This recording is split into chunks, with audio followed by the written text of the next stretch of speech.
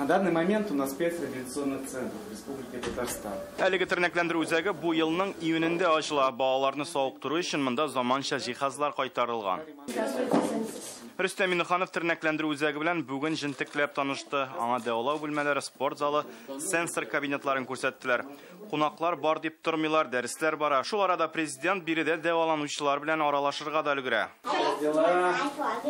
Хорошо себя ведешь. Молодец.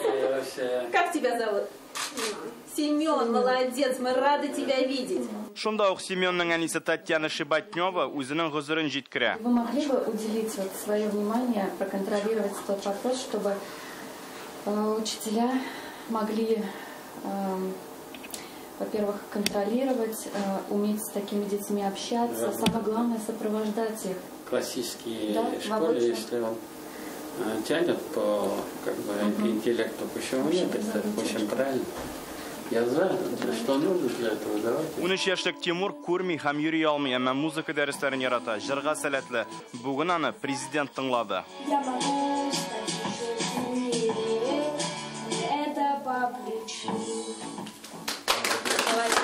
Мондый тернәкләндерү үзәкләре Казаннан кала Түбән Кама, Чистай, Лениногорск шәһәрләрендә бар. Анда әти-әниләр балалары белән бергә психологик ярдәм ала, биокустик коррекция, баш миен микрополярлаштыру кебек дәвалау курслары да узалар. Реализуем разные социальные проекты. Социаль проектларның төрлесе тормышка ашырыла. Ерак районнарга да ярдәм йөзеннән чыгабыз. Махсус машина белән 2 ел эчендә 15 районда булдырга туры килде. Инвалидлар 10 көнлеге уңайыннан президент тернәкләндерү үзәгенә яңа җиһазлар сатып алу өчен сертификат тапшырды.